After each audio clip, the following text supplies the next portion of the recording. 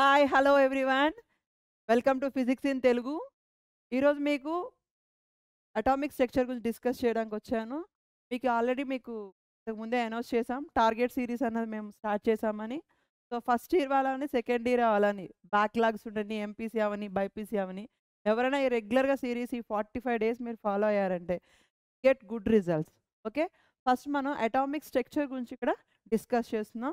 ఇందులో మీకు కవర్ చేయబోయే మార్క్స్ ఎన్ని అంటే 8 మార్క్స్. Okay, 8 marks.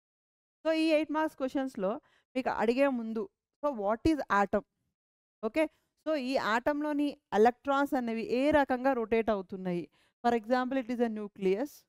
ఈ న్యూక్లియస్ చుట్టూ ఎలక్ట్రాన్స్ ఎలా ఉంటున్నాయి? ఎలక్ట్రాన్స్ అనేవి ఇలా రొటేట్ అవుతూ, like our it is compare with the sun and planets. సూర్యుడి చుట్టూ గ్రహాలు ఎలా తిరుగుతూ ఉంటాయో, ఈ న్యూక్లియస్ చుట్టూ ఎలక్ట్రాన్స్ కూడా ఆ రకంగా తిరుగుతూ ఉంటాయి. సో ఈ రకంగా కంపేర్ చేస్తూ మనం డిఫరెంట్ మోడల్స్ వచ్చాయి. సో ఇక్కడ మీరు చెప్పేది ఏంటంటే, ఫస్ట్ క్వశ్చన్ బోర్స్ థియరీ. ఈ బోర్స్ థియరీలో ఎలా ఎక్స్ప్లెయిన్ చేశాడు అంటే, ఒక న్యూక్లియస్ చుట్టూ ఒక పర్టికులర్లో ఆర్బిటాల్ అన్నది, ఒక ఎలక్ట్రాన్స్ సెల్ అనేది తిరుగుతుంది. దీన్ని మనం ఏమన్నాడంటే ఆర్బిట్ అన్నాడు. ఆ పర్టికులర్ డిస్టెన్స్లో ఎలక్ట్రాన్ తిరగడాన్ని మనకి ఏం చెప్పాడు? Orbit. It is the first orbit, second orbit, third orbit, like this. Okay, next ఈ ఆర్బిట్కి ఒక పర్టికులర్ ఎనర్జీ లెవెల్ ఉంటుంది. For example 1s, 2s. So it is nothing but first shell, second shell, third shell, fourth. So వాటిని మనకి ఏమని చెప్పాడంటే energy levels. So ఈ energy లెవెల్స్ని ఎలా ఇండికేట్ చేశారు అంటే 1, 2, 3, 4, దాన్నేవాడు KLMN. So this is the first shell, second shell, third shell, the next one is. Okay, so ఎప్పుడైతే ఈ నెంబరింగ్ షెల్ ఇచ్చాడో, సో మన సిబిఎస్ స్టూడెంట్స్ అయితే KLMN ఇలా షెల్స్ గురించి నేర్చుకుంటారు.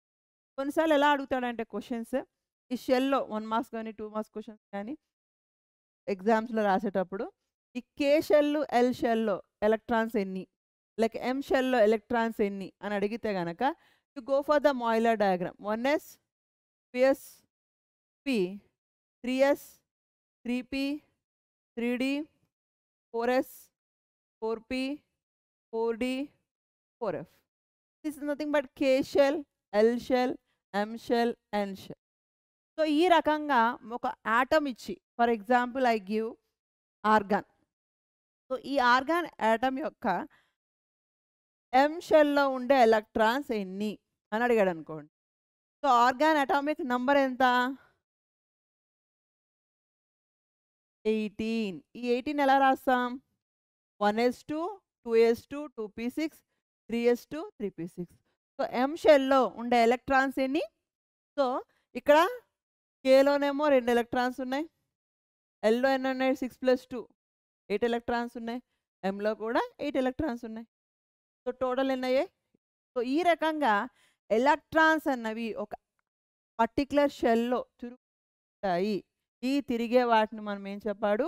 ఆర్బిట్. సో ఈ ఆర్బిట్ అన్నది డిఫరెంట్ లెవెల్స్లో ఉంటాయి. వాటినే ఎనర్జీ లెవెల్స్ అని చెప్పారు. వాటినే మనం 1, 2, 3 ఆర్ KLM అనే ఎనర్జీ షెల్స్ అన్నవి చెప్పారు. తిరుగుతూ ఉన్నాయి. సో ఈ పర్టికులర్ తిరుగుతూ ఉన్నప్పుడు ఎంతో కొంత యాంగిల్తో తిరుగుతాయి కదా. So that is called as angular momentum. ఇలా తిరిగే వాటిని ఏం చెప్తున్నాము? యాంగులర్ మొమెంటమ్ అని. ఈ యాంగులర్ మొమెంటమ్ ఎంత అంటే చూడండి. So here the bore theory, Bohr model అనేది ఎక్స్ప్లెయిన్ చేశాడు. ఎలా ఎక్స్ప్లెయిన్ చేశాడు? మీకు కాన్సెప్ట్ అర్థమైంది కదా మై డియర్ స్టూడెంట్స్? ఒకసారి ఒక పాయింట్స్ చదువుకున్నారంటే మీకు ఈజీగా మైండ్లో ఉండిపోతాయి. సో ఇక్కడ postulates of Bohr model. Electron in atom revolves around the nucleus in a certain fixed circular path. So that is called as orbits. Each orbits have fixed amount of energy. These orbitals are called as energy levels. So that is denoted by 1, 2, 3 or KLMN. As long as electron revolving around the nucleus fixed into the orbital, it does not move into the nucleus or far above from the nucleus. It is not emitted or absorbed energy. So these orbitals are called as stationary orbitals. ఎప్పుడు కూడా అక్కడ ఫిక్స్డ్గా ఉంటాయి. మామూలుగా మనం bus station అంటాం కదా, complex box station అనేది అక్కడే ఉంటుంది. ఓన్లీ బస్సెస్ వచ్చి వెళ్తూ ఎలా ఉంటాయో ఇక్కడ ఏంటి అంటే ఆర్బిటాల్స్ చుట్టూ ఉన్న ఎనర్జీ లెవెల్స్ అన్నవి ఇవి స్టేషనరీ ఆర్బిటాల్స్. ఇవి ఎప్పుడు అక్కడే ఉంటాయి. కేవలం మనం వేసేది ఏంటి, ఎలక్ట్రాన్స్ వస్తూ ఉంటాయి, రిమూవ్ ఎలక్ట్రాన్స్ తీసేస్తూ ఉంటాయి. సో ఈ రకంగా అన్నవి షిఫ్ట్ అవుతూ ఉంటాయి. నెక్స్ట్ పర్టికులర్ యాంగులర్ మొమెంటమ్ అని చెప్పాను కదా, the angular momentum of revolving electrons is quantised.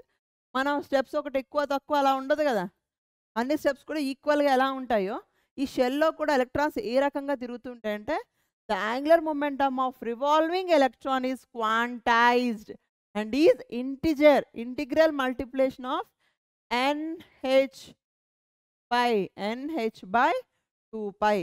So దీన్ని మల్టిప్లై చేశాను. ఎంత అంటే MVR is equal to NH/2π. So here M is the mass of electron. So ఏ ఎలక్ట్రాన్ అయితే మూవ్ అవుతుందో ఆ ఎలక్ట్రాన్ యొక్క మాస్. V అంటే వెలాసిటీ, ఎంత వెలాసిటీతో మూవ్ అవుతుందో దాన్ని వెలాసిటీ V అన్నాం. సో ఫస్ట్ షెల్లో ఉంటే ఒక రకమైన రేడియస్ ఉంటుంది, సెకండ్ షెల్ ఉంటే కొంచెం ఎక్కువ రేడియస్, థర్డ్ షెల్లో ఉంటే ఇంకొంచెం ఎక్కువ radius. So this is nothing but R radius, H is Planck constant, you already know. The next one is energy is emitted or absorbed when electron is jumps. So electron ఏమవుతుంది, is moved from one level to another level. వీటిని మనం electron translation, it is nothing but absorption. లో energy level నుండి high ఎనర్జీకి వెళ్ళిందంటే దాన్ని మనం absorption అంటాం. అదే హై ఎనర్జీ నుండి లో ఎనర్జీకి వచ్చింది అంటే energy level, high energy level నుండి లో ఎనర్జీ లెవెల్కి వచ్చిందంటే దాన్ని ఎమిషన్ అంటాం, ఎమిషన్. సో ఈ absorption or emission, electrons are jump from one orbital to another orbital with that energy difference is called as delta E. ఈ energy difference ఏంటి, hire energy minus lowest energy. దాన్నే మనం ఇక్కడ E2 minus E1. It is the energy level 1, it is energy level 2. So this is absorption or emission takes place. Always we remove from high energy level to low energy. That is called as delta E. That is equal to h nu. So h is the Planck constant, nu is the frequency. So how much frequency is in what? Cycle per second. It is called as frequency. So ఇక్కడ ఒక electron ఒక్కసారి move అవ్వడం వల్ల ఒక cycle అనేది complete అవుతుంది కాబట్టి can terms explain in the terms of new. It is nothing but frequency. So is equal to E2 is equal to energy of highest orbital, E1 is the energy of lowest orbital. The next one. So once you go the high level, so ఇక్కడ ఏంటంటే hydrogen spectrum explain చేసేటప్పుడు again we discuss. First point ఎలా చెప్పుకుంటాము, so these electrons go for lower energy to higher energy, it is called as absorption. So పైకి వెళ్ళిన energy electrons ఉంటాయా అక్కడ, ఉండవు. So because this lower energy is more stable, this higher energy is less stable. So మనం ఎందుకు చదువుకుంటాం my dear students, బాగా చదివి సెటిల్ అవడానికి. సో ఇక్కడ ఎలక్ట్రాన్ ఏమవుతుంది, ఎప్పుడు కూడా స్టేబుల్గానే ఉండాలని చూస్తుంది కాబట్టి ఇక్కడ అబ్జార్బ్ అయిన ఎలక్ట్రాన్ మళ్ళీ ఏమవుతుంది, ఎమిట్ అవుతుంది. ఈ ఎమిట్ అయిన ఎలక్ట్రాన్ ఒకేసారి అయిపోదు. సో హైయెస్ట్ ఎనర్జీ లెవెల్స్ నుండి, ఈ హైయెస్ట్ ఎనర్జీ లెవెల్స్ నుండి లోయెస్ట్ ఎనర్జీ లెవెల్స్కి ఇలా మల్టిపుల్గా వస్తాయి అన్నమాట. From highest to all or becomes to lowest. So దీన్ని మనం లైమన్ సిరీస్ అంటాం. అన్ని హైయెస్ట్ లెవెల్ నుండి first n is equal to 1 షెల్కి వచ్చాయి అంటే we called as Lyman series. అన్ని హైయెస్ట్ లెవెల్ నుండి మల్టిపుల్ సెట్స్ అనేవి n is equal to 2 సెట్కి వచ్చాయి అనుకోండి, ఇది is equal to n is equal to 1, n is equal to 2 సెట్కి వచ్చాయి అనుకోండి, వాటిని పాల్మర్ సిరీస్. అదే హైయెస్ట్ ఎనర్జీ లెవెల్ నుండి థర్డ్ షెల్కి వచ్చాయి అనుకోండి, దాన్ని ఫ్యాషన్ సిరీస్. హైయెస్ట్ లెవెల్ నుండి ఫోర్త్కి వచ్చాయనుకోండి బ్రాకెట్ సిరీస్. హైయెస్ట్ లెవెల్ నుండి ఫిఫ్త్ దానికి వచ్చాయనుకోండి దాన్ని ఫండ్ సిరీస్ అంటారు. సో ఇవి మీకు గుర్తుపెట్టుకోవడానికి ఎలా చెప్పాలంటే L P PA ER F ఇట్లా గుర్తుపెట్టుకున్నారనుకోండి.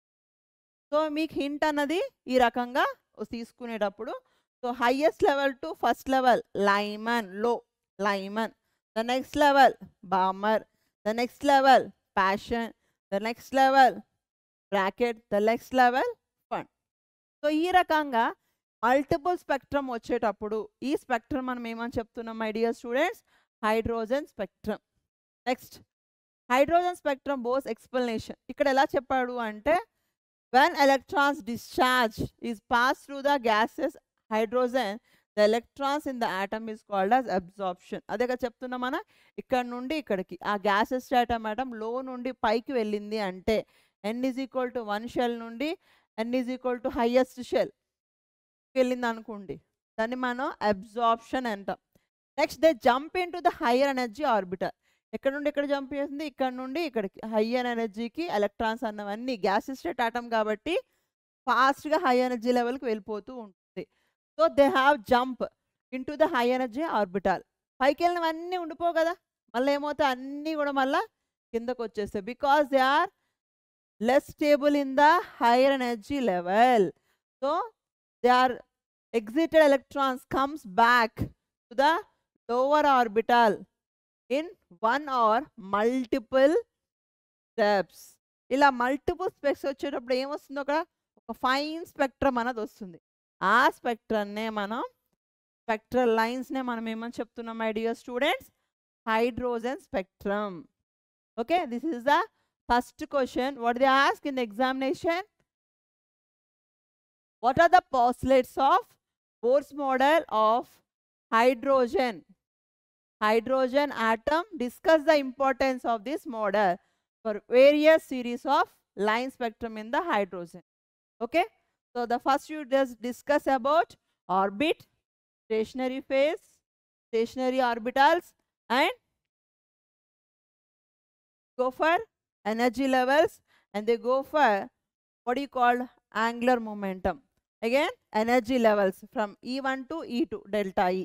Okay, next one.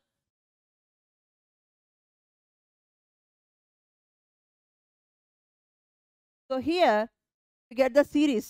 So from highest level to n is equal to 1. Highest level to n is equal to 1, we get that Lyman series. This is the UV region. P. Itla gutpeట్టుకోండి. Highest to lowest in the UV region is nothing but Lyman series. The next one is highest level to n is equal to 2, called as Balmer series. It is in the visible region. Next, highest to lowest from third and fourth and fifth. Middle one is IR. It is near IR. Next one is far IR. So this is the hydrogen spectrum. We can write that. And again, Rydberg's equation of wave number. What is meant by wave number here? Reciprocal of wavelength, we called as wave number. So wavelength unit centimeters అని తీసుకున్నారు అనుకోండి, అప్పుడు wave number units ఏమవుతాయమ్మా? Centimetre inverse. In any spectra they explain in the wave number units of centimetre inverse. The nu bar is equal to 1 by lambda, that is equal to RH. It is called as hydrogen and Rydberg constant into 1 by n1 square minus n square. This is the wave number formula. Okay, next go for second question. What are the postulates of Bohr model and hydrogen atom? Write its limitations. ఇప్పుడు చెప్పుకున్నవన్నీ hydrogen Bohr's postulates వస్తాయి. First one ఏం చెప్పాను? The electron revolving around the nucleus, that is called as orbit. Next one is these orbitals of certain energy levels, They are called as 1, 2, 3, 4 or KLMN. As long as these electrons is revolved to the particular orbital, is always stable in this particular shell. So that orbital is called as stationary orbitals. Okay. The next one, how much angular momentum is the electron is revolving towards the nucleus. That is nothing but angular momentum of revolving of electron. It is an integer multiply of h by 2 pi. H by integer multiply means again n is equal to 1, 2, 3, 4 like that. So here MVR is equal to how much electron is moved toward the mass based on the electron, and how much velocity is moving, and how much radius. From first shell is 1 radius, second shell second radius, third shell like that. The radius is increases. So based on this, the electron is revolving toward the nucleus. Once they are revolving, does not, మనం for example ఒక థ్రెడ్కి ఒక రాయి కట్టి ఇట్లా ఇట్లా తిప్పామనుకోండి, maybe అది బయటకైనా వెళ్ళొచ్చు, లేదంటే రాయి లోపలికైనా రావచ్చు. But here there is no chance. Always the electron is revolving in the certain orbital. So here these orbitals called as, these electrons are not emitted or absorbed in the particular or jump towards to the nucleus or emitted towards to the nucleus. So always these electrons are moved from low level to high level, low level to high level. So that energy difference we called as delta E, E2 minus E1, that is equal to h nu. Okay, these are the postulates of Bohr theory. The next one is limitations. Limitations ante entante Bohr theory explain చెయ్యలేకపోయిన వాటిని మనం ఇక్కడ limitations కింద చెప్పుకుంటున్నాం my dear students. ఈ bore థియరీలో ఏం చెప్పాడు అంటే only hydrogen atom గురించే చెప్పాడు. అంతకంటే హైయెస్ట్ అటామిక్ నెంబర్ ఉన్న ఎలిమెంట్స్ గురించి ఎక్స్ప్లెయిన్ చేయలేకపోయాడు. At the same time it fails to explain fine spectrum. Fine spectrum ఏంటంటే మామూలుగా అక్కడ ఏమంటే హై లెవెల్ టు లో లెవెల్ వచ్చేవి తప్ప చిన్న చిన్న స్పెక్ట్రమ్ గురించి ఎక్స్ప్లెయిన్ చేయలేకపోయాడు. So bore theory fails to explain fine spectrum of hydrogen, and again it fail to explain the spectrum of multiple electron. అంటే ఒక్క హైడ్రోజన్ ఉన్న ఒక్క ఎలక్ట్రాన్ ఉన్న హైడ్రోజన్ గురించి మాత్రమే చెప్పారు తప్ప మిగతా మల్టిపుల్ ఎలక్ట్రాన్స్ ఉన్న హీలియం గురించి కానీ, లిథియం గురించి కానీ, బెరిలియం గురించి కానీ, వేటి గురించి అతను ఎక్స్ప్లెయిన్ చేయలేకపోయారు. The next one, it could not explain the Zeeman effect. Zeeman effect అంటే ఏంటి, మళ్ళీ మీకు యూట్యూబ్ మార్క్స్ కింద అడుగుతాడు. జీమన్ ఎఫెక్ట్ అంటే ఏంటి, షార్ట్కట్ ఎఫెక్ట్ అంటే ఏంటి. మ్యాగ్నెటిక్ ఫీల్డ్లో ఒక ఎనర్జీ లెవెల్స్ ఇలా స్ప్లిట్ అవ్వడాన్ని మనం జీమన్ ఎఫెక్ట్ అంటాం మై డియర్ స్టూడెంట్స్. ఇది మనకి హైడ్రోజన్ స్పెక్ట్రమ్లో బోర్ థియరీ ఎక్స్ప్లెయిన్ చేయలేకపోయింది. నెక్స్ట్ స్టార్క్ ఎఫెక్ట్, ఇది కూడా స్పెక్ట్రమ్ ఆఫ్ లైన్సే, but here electrical field, in presence of electrical field, the splitting of lines is called as Stark effect. ఇది కూడా ఎక్స్ప్లెయిన్ చేయలేకపోయాడు. Next, it is against to the de Broglie equation. De Broglie ఏం explain చేశాడు my dear student? De Broglie అన్న అతను scientist ఏం చెప్పాడంటే ఎలక్ట్రాన్కి పార్టికల్ నేచర్ ఉంటుంది, at the same time wave nature ఉంటుందని కూడా చెప్పారు. సో ఈ పార్టికల్ నేచర్ వేవ్ నేచర్ అన్నది ఈ బోర్ థియరీలో అతను ఎక్స్ప్లెయిన్ చేయలేకపోయాడు. నెక్స్ట్, ఐసన్ అన్సర్టనిటీ ప్రిన్సిపల్. ఇది కూడా ఎలా అంటే ఐసన్ అన్సర్టనిటీ ప్రిన్సిపల్ ఏంటంటే ఎట్ ఏ టైం ఒకే కాలంలో ఒక ఎలక్ట్రాన్ యొక్క పొజిషన్ని కానీ లేక దాని యొక్క మూమెంటం అని ఎక్స్ప్లెయిన్ చేయలేకపోయాడు. అంటే ఒక ఎలక్ట్రాన్ ఫాస్ట్గా మూవ్ అవుతూ ఉంటుంది. సో ఈ ఫాస్ట్గా మూవ్ అయిన ప్లేస్లో ఆ పర్టికులర్ టైంలో ఎంత డిస్టెన్స్లో ఉంది, దాని మూమెంటం ఎంత అనేది మనకి ఎక్స్ప్లెయిన్ చేయలేకపోయాడు. దాన్నే హైసెన్బర్గ్ అన్సర్టనిటీ ప్రిన్సిపల్ అని చెప్తాం. So next, it fails to explain doublet of the hydrogen atom of spectrum. అంటే ఏంటి, హైడ్రోజన్ ఆటంలో ఒక్కటే ఒక ఎలక్ట్రాన్ ఉంటుంది. సో అది సింగిలెట్గానే ఎలక్ట్రాన్ జంప్ అవుతుంది తప్ప డబ్లెట్ గురించి ఎక్స్ప్లెయిన్ చేయలేకపోయాడు. Next, what is the difference between emission spectrum and absorption? ఇంతకుముందే చెప్పాను కదా, ఎమిషన్ అంటే ఏంటి, అబ్జార్ప్షన్ అంటే ఏంటి. సో ఎమిషన్ అంటే ఏం చెప్పుకున్నాము, emission means one electron is jumped from highest level to lowest. High level నుండి లోయెస్ట్ వస్తుందని మనం ఏమంటాం, ఎమిషన్. అదే ఎలక్ట్రాన్స్ లో లెవెల్ నుండి హైయెస్ట్ లెవెల్కి వెళ్తే దాన్ని అబ్జార్ప్షన్ అంటాం. Here produce to the emission of electron exit the substance. Here absorption, it is produce absorption of the electron by the substance. The energy ఇక్కడేమో ఎమిటెడ్ అవుతుంది, ఇక్కడ అబ్జార్బ్ అవుతుంది. It produce when electrons jumps from high level to లో level, it is low level to high level.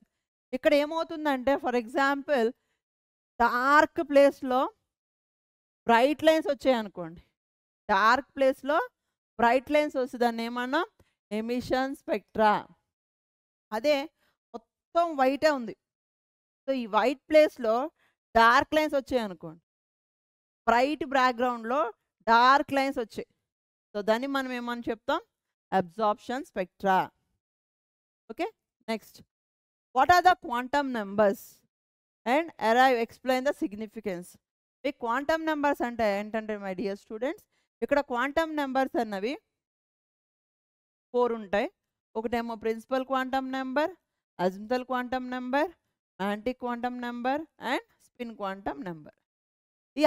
ఈ quantum numbers ఏంటి, ఈ quantum numbers n is nothing but indicated by principal quantum number.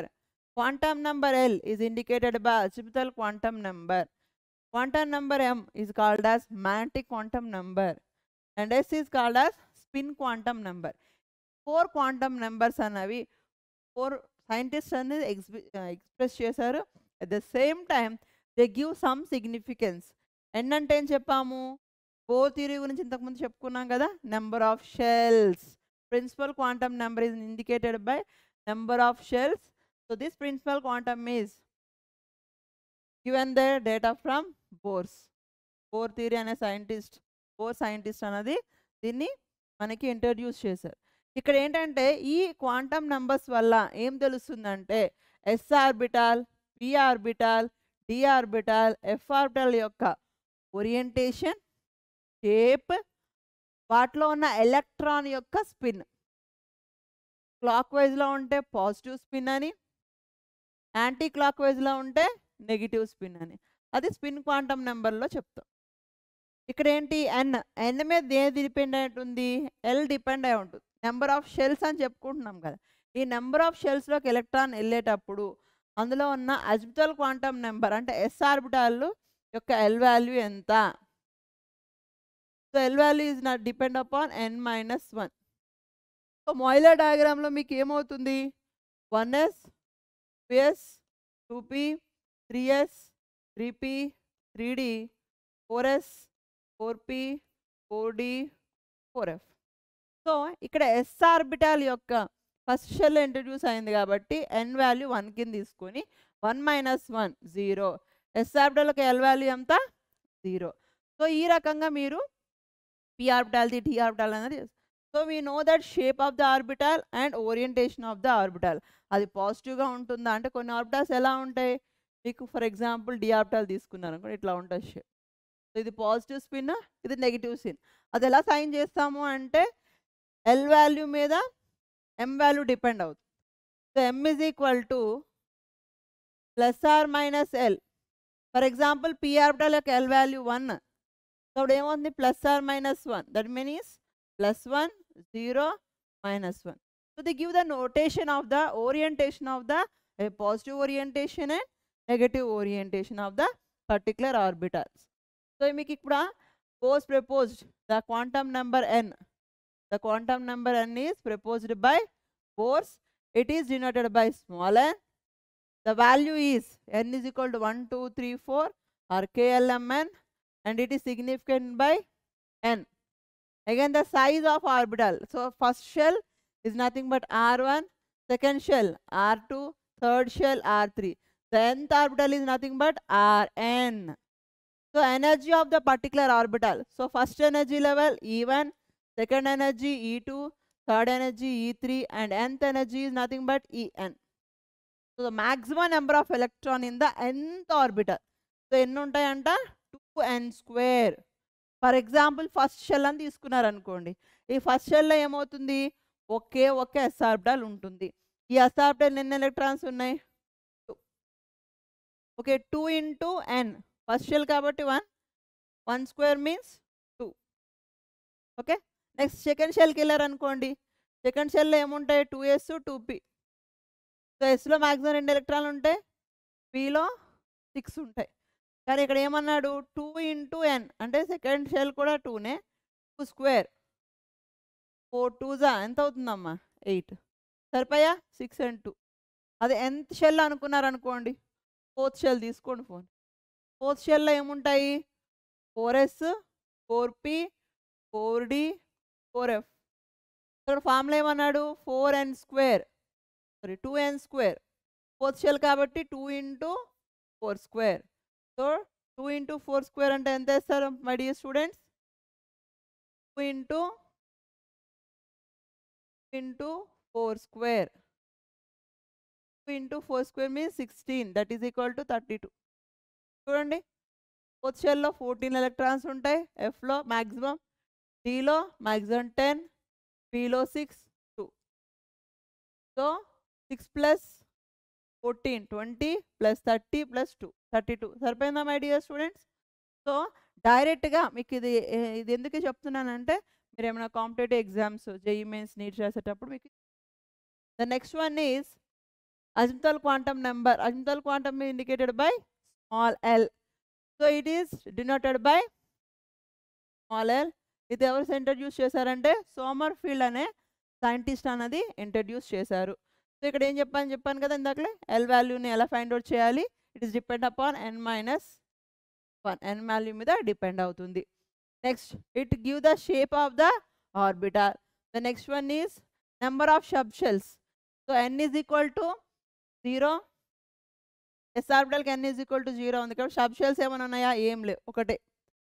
p orbital is equal to 1, p orbital యొక్క sub number of subshells is equal to 3.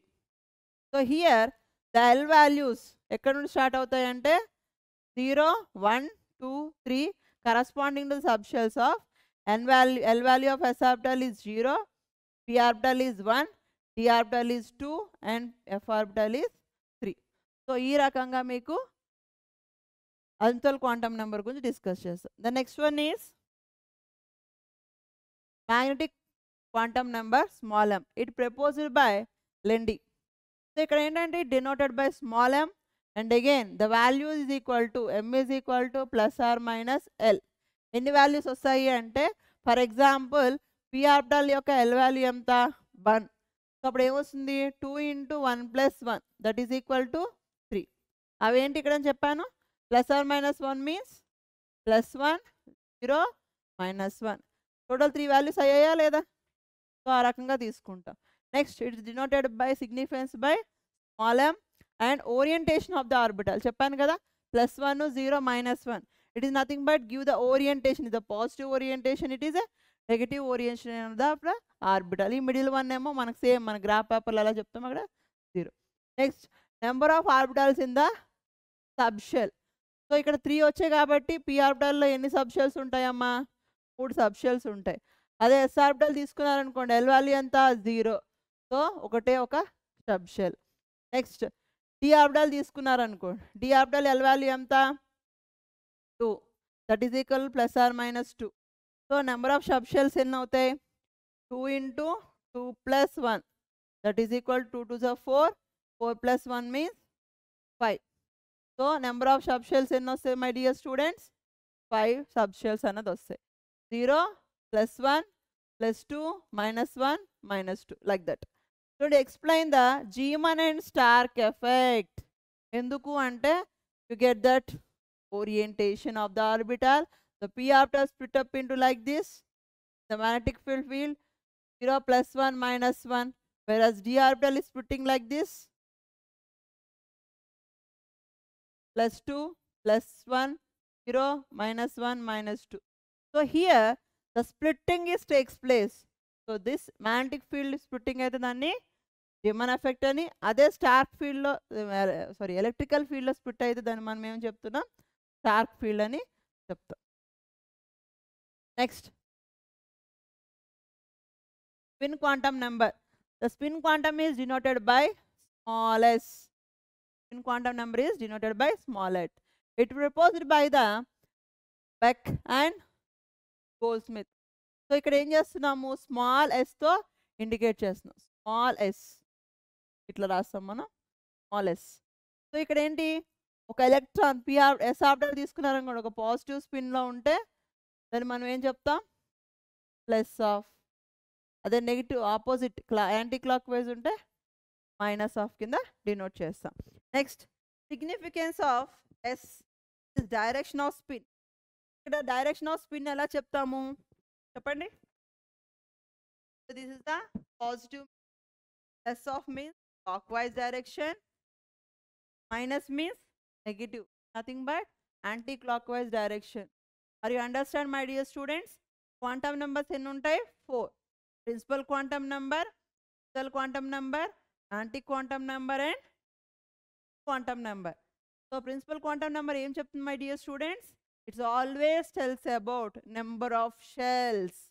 ఎప్పుడైతే number of shells ఉంటాయో అందులో 2 into n² number of electrons అన్నవి ఉంటాయి. Next, azimuthal quantum number. ఈ azimuthal quantum number ఏం చెప్తుంది, shape of the orbital. where L is equal to 0, it is S orbital.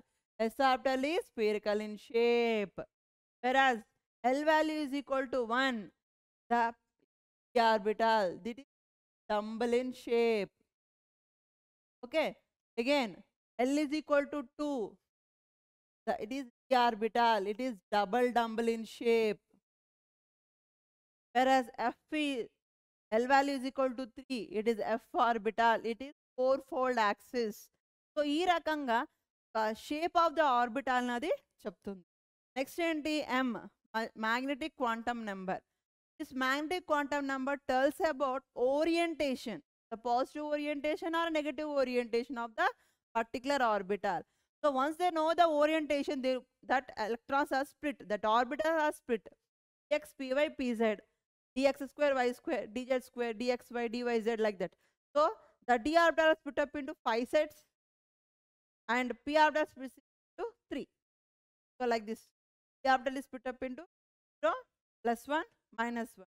Whereas d orbital is split up into 0, plus 2, plus 1, minus 1, minus 2. So 5 d orbital is split up into 5. So in presence of magnetic field there as well as electrical field. So that's why they explain Stark effect as well as Riemann effect. The last one is principal quantum number. It simply tells about how the electrons are move. It tells about the direction of the spin, clockwise or anti-clockwise. Okay, all the best, my dear students. Thank you. Regular series follow and you get good results.